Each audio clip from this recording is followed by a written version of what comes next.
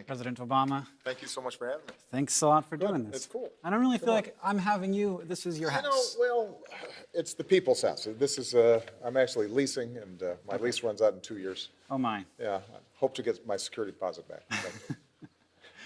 I think you've treated it fairly well. It looks okay. I'm only going to get one shot at this. I don't think I'm going to get a lot of chances to interview the president, so I'm going to jump right in. Let's do it. Start grilling you. I watched the State of the Union. Yeah. A lot of really interesting ideas there. I'm not the only person who said this. A little worried that none of them are at all politically feasible. Am I wrong?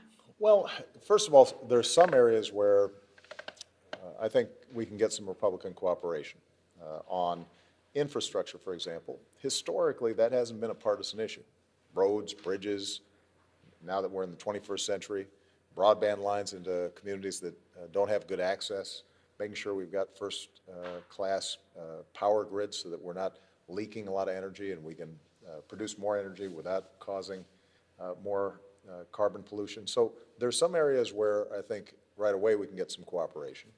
There's some areas where it's important for us to frame the debate and get the American people behind us, because even if something doesn't happen immediately here in Washington, it starts having an impact around the country. A great example, that's the minimum wage. I called for a rise in the minimum wage last year, and Congress still hasn't passed it yet. But in the meantime, you've got 17 states, and you've got cities and others that are raising the minimum wage. And so it creates movements that ultimately change things in Washington as well. So you used the phrase middle-class economics in the speech, which I think is an idea that we needed a phrase for. Right. But when I first told people I was going to be able to come talk to you, a lot of them expressed that they felt like the government was never going to have their interests at heart, because the government existed to protect the interests of corporations and business. And the thing that they use as like the prime example of this is taking former leaders of industry and putting them in positions where they're regulating the industries they used to be in charge of. Right. Is that a legitimate concern, and do you understand where those people are coming from? Look, I understand people's skepticism and cynicism. On the other hand, think about a bunch of stuff that government does do. I mean, since I've been in office, we've been able to take away money that was being siphoned off by banks in the student loan program, and billions of dollars are now suddenly going directly to students to make it easier for them to finance their student loans. Simple stuff that we often take for granted, like Social Security or Medicare for, in the case of many of your viewers, their grandparents. Mm-hmm. That's a government program that helps a lot of people.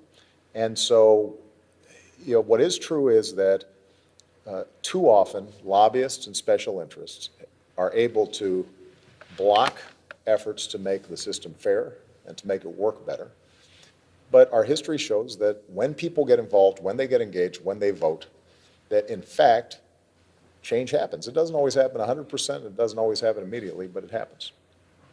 So we're going to jump around a lot here, Sure. because I have a lot of topics. I understand. I don't have a lot of. That's okay. Crazy that I have to do this. I'm going to keep my answers as short as possible. I appreciate you All doing right, that. I'll try to zip through it. So I feel like whenever a new weapons technology is developed, we spend 5 or 10 years sort of coming to understand the full implications of that new technology. And sometimes we look back at those initial years of its use as like we maybe misused or overused that technology. Are you at all worried that your administration is going to be seen as a time when drone strikes were a technology like we see as over or misused? Well, basically drone technology came into its own right when I first came into office.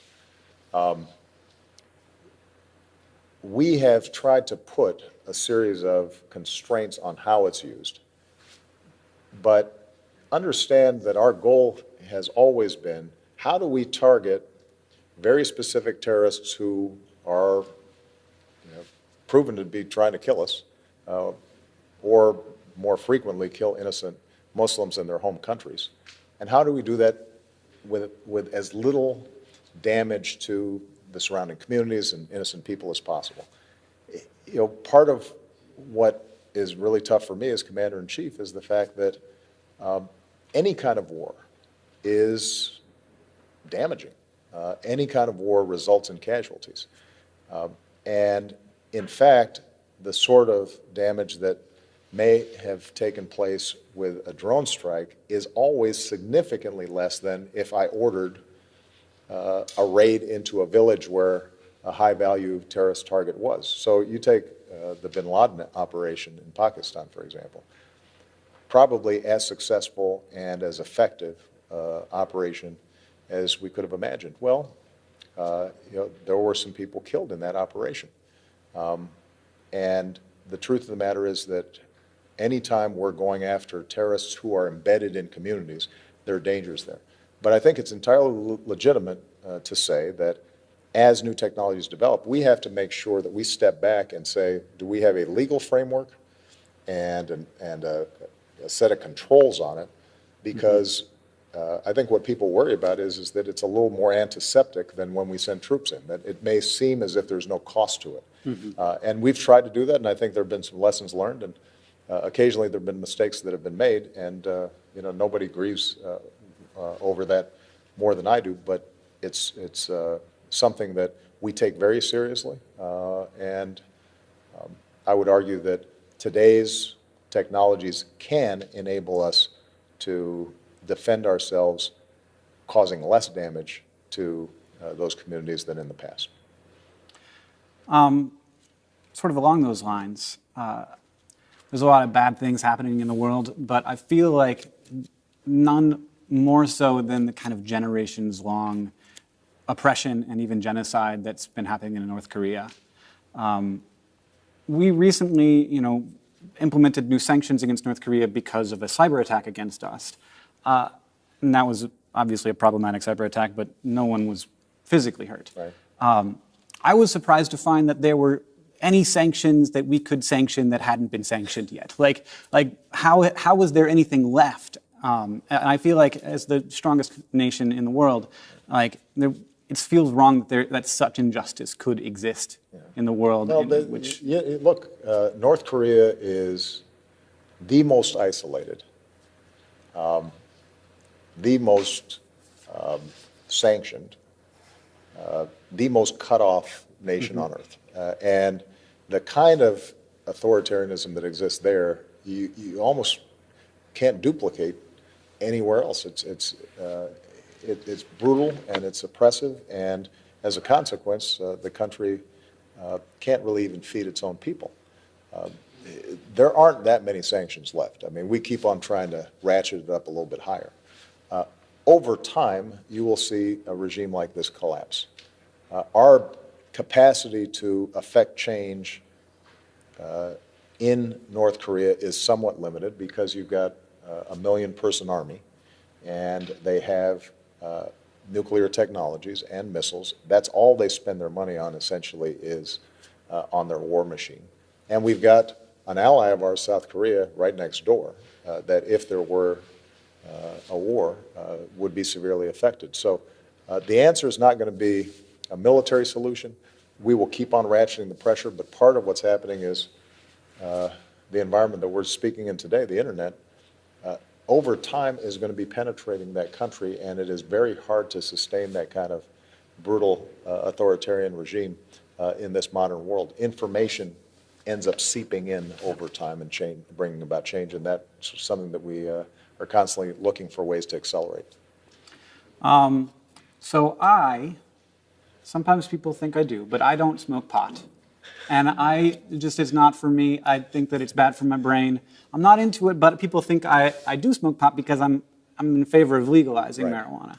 And we're in a really weird place with marijuana right now. It's illegal in some places, but it's illegal everywhere, but in some places it's kind of okay. But if the state thinks it's not okay, then let's throw those people in jail. I feel like it leads to excessive incarceration, especially among minorities. And in places where it's been legalized, everything's doing okay. Yeah.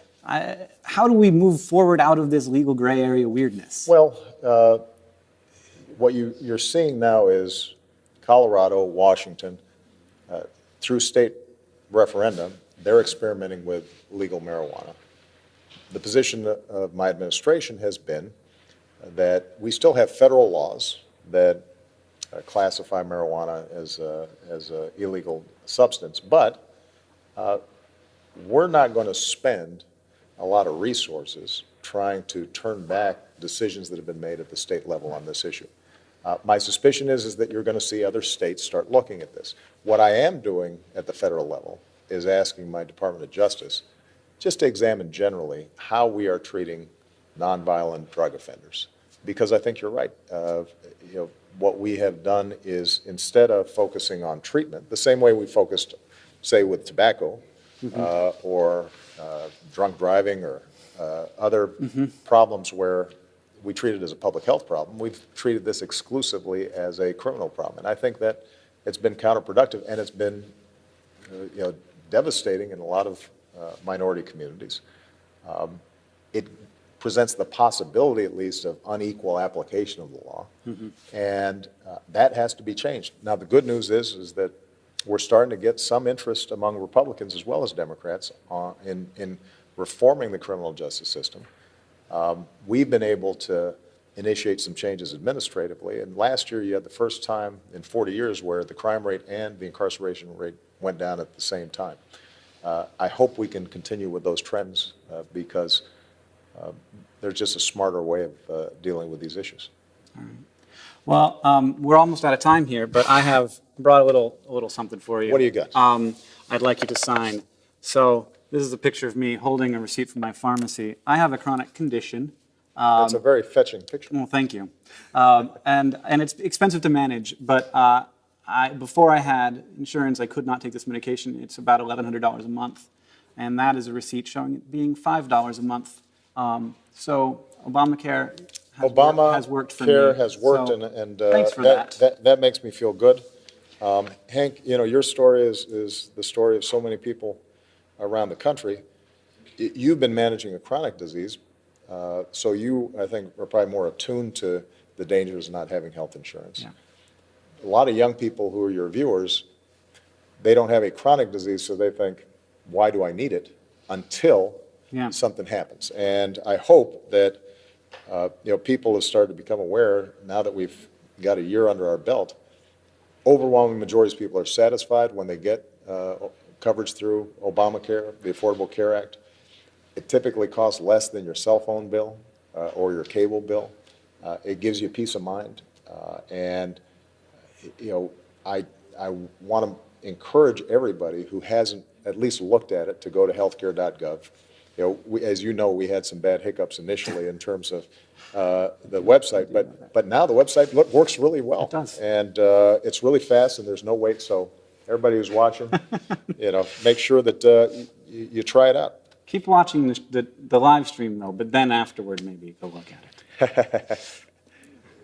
All right. Thanks, Hank. Yeah, thank you. I'm really proud of what you're doing, and thanks to everybody who watches all the great stuff that you're putting on the web. Thank you very much.